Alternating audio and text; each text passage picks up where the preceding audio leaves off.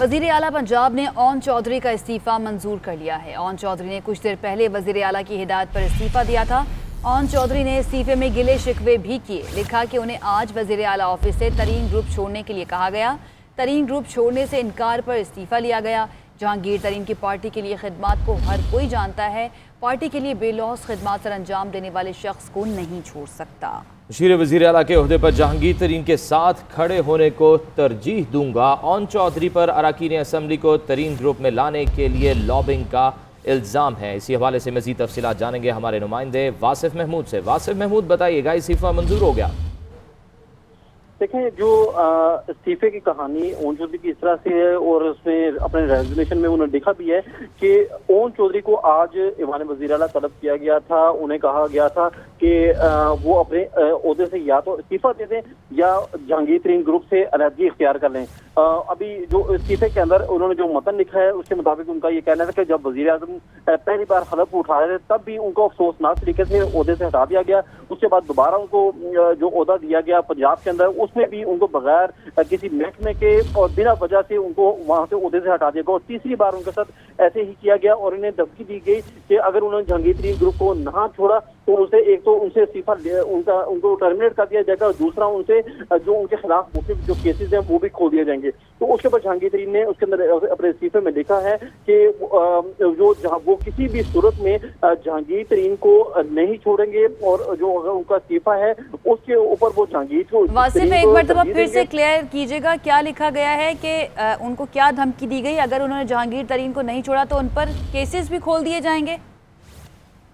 देखिए, मेरी जो भी ओन चौधरी से बात हुई तो उनका ये कहना था कि उन्हें मुख्तलिफ तरीके से धमकाया भी गया था और उनको आज फाइनली उनको कहा गया कि वो फौरी तौर पर या तो अपने ओहदे से इस्तीफा दे दें जो वो स्पेशल कोऑर्डिनेटर हैं वज़ीर आला के, और या दूसरी सूरत में उनका जो उनके ओहदे से टर्मिनेट कर दिया जाएगा। खुद से उनको जो ओहदे से हटा दिया जाएगा जिसमें उनकी ज्यादा जो इंसल्ट है वो होगी। अगर वो अपने ओहदे पर बरकरार रहना चाहते हैं तो वो जहांगीर तरीन ग्रुप को हर सूरत में छोड़ दें, जिसके ऊपर ओन चौधरी ने वाज़ेह तौर पर इनकार कर दिया। उन्होंने अपने इस्तीफे के अंदर लिखा गया है कि उन्हें ये तीसरी बार उनके जो ओहदे से हटाया गया है। इससे पहले भी जब पार्टी इक़्तिदार में आ रही थी तब भी जो वज़ीर आज़म वासिफ, थोड़ा सा ये भी वाज़ेह कीजिएगा क्या वजूहात हैं, क्यों तीसरी बार ऐसा हुआ? वासिफ साथ ही मौजूद रहेगा। सीनियर तज्ज़ियाकार आरिफ अमीन भट्टी साहब ने हमें ज्वाइन किया, उनसे इस बारे में बात करते हैं। भट्टी साहब, ये क्या हो रहा है? ओन चौधरी साहब तो बड़े करीबी समझे जाते थे वज़ीर आज़म इमरान खान के, उनके साथ भी अब इस तरह से सलूक होगा?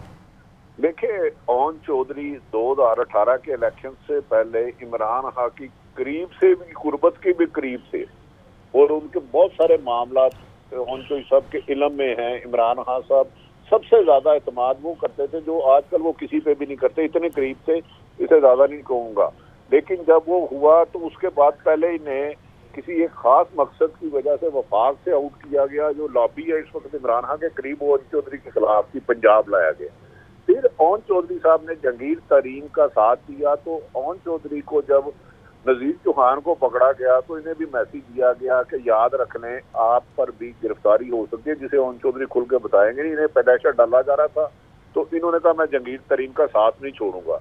तो फिर थोड़ी देर पहले इन्हें बुलाया गया और कहा गया आप जहांगीर तरीन का साथ नहीं छोड़ सकते तो हम आपको एडवाइजरी नहीं देते, और इनका जो भाई है कैंपी है उसके तरक्याती फंड भी रोक लिए गए हैं। और अगला मेरा ख्याल है एक दस्ती साहब है, दस्ती उनको टारगेट किया जा रहा है ब्यूरोक्रेसी के जरिए। अच्छा भट्टी साहब, ये भी मैं जानना चाहूंगी कि अब जिस तरह से ये खबरें खुलकर सामने आने लगी हैं तो जो अब लॉबी है जो जहांगीर तरीन को सपोर्ट करती है लेकिन अभी तहरीक इंसाफ का हिस्सा ही है, क्या उनको भी अपने फ्यूचर में यही सब कुछ देखना पड़ेगा? क्या ऐसी कुछ खबरें भी हैं? देखिए, तमाम ब्यूरोक्रेसी डीपीओ को कह दिया गया है जिन्होंने जब जहांगीर तरीन ग्रुप बना था तो उन्होंने इमरान खान साहब के बारे में सख्त अल्फाज कहे थे। उन सब की रैकी की जा रही है और बारी बारी सबकी बारी आएगी। अगर जहांगीर तरीन साहब ने कोई फैसला ना किया तो फिर मेरा ख्याल है उनके ग्रुप की मुश्किलात रोज बरोज बढ़ती जाएंगी, क्योंकि ये ब्यूरोक्रेसी को हिदायत कर दी गई है कि जिसने जहांगीर तरीन का साथ दिया था उनके खिलाफ मुकदमात बनाए जाएं, उनके खिलाफ कार्रवाई की जाए। अब जहांगीर तरीन ने कहा जाता है कि आज शाम को बुलाया है क्योंकि वो समझते हैं कि बाकी लोगों के खिलाफ भी मजीद इंतकामी कार्रवाई हो सकती है। सही। अच्छा भट्टी साहब, इस तरह तो ऑपोजिशन भी यही बात करती है कि ये इंतकाम लेने के लिए मुकदमे बना देते हैं, अपने लोगों के साथ ही इस तरह से कर रहे हैं, तो फिर ऑपोजिशन की बात तो ठीक लगती है? देखिए, ये तो अब जहांगीर तरीन को सोचना है। ये जब इनका इख्तलाफ हुआ था, उन पर मुकदमा दर्ज हुआ था जहांगीर तरीन पर शुगर स्कैंडल में, तो पिंडी की एक अहम तरीन शख्सियत ने प्राइम मिनिस्टर और जहांगीर तरीन के दरमियान ब्रिज का रोल अदा किया था। उस पर जहांगीर तरीन खामोश हो गए थे और उनकी गारंटी पर उन्होंने बजट में हुकूमत का साथ दिया था। लेकिन अब ऐसा लग रहा है कि जैसे इमरान खान साहब के कोई करीबी हल्के हैं, वो जहांगीर तरीन साहब से नाराज हैं और मेरा ख्याल उस ग्रुप को निशानी इबरत बनाना चाह रहे हैं कि इंदा कोई पार्टी से बगावत ना करे। अच्छा भट्टी साहब, ऐसा कुछ हुआ है अभी जिसकी बेस पर ये सब कुछ किया जा रहा है? क्योंकि इससे पहले हमने देखा था कि जैसा कि आप भी कहते हैं, मामला थोड़े से ठंडे हो गए थे, जहांगीर तरीन साहब ने कुछ नहीं कहा था। अब ऐसा कुछ हुआ है जिसकी वजह से दोबारा जहांगीर तरीन ग्रुप को इतना ज्यादा टारगेट किया जा रहा है?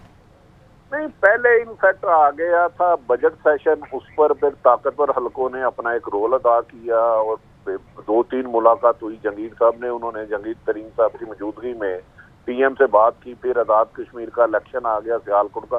जैसे ही खान साहब की वो टीम जो इस वक्त उनकी किचन कैबिनेट है, वो इधर से थोड़ा सा फ्री हुए हैं, तो उन्होंने जहांगीर तरीन ग्रुप को टारगेट करना शुरू कर दिया। और मेरा ख्याल है कि मजीद 3-4 और लोगों के खिलाफ आने वाले दिनों में कब कार्रवाई होती है ये तो उन्हें पता है, लेकिन ब्यूरोक्रेसी को हिदायत मिल गई है।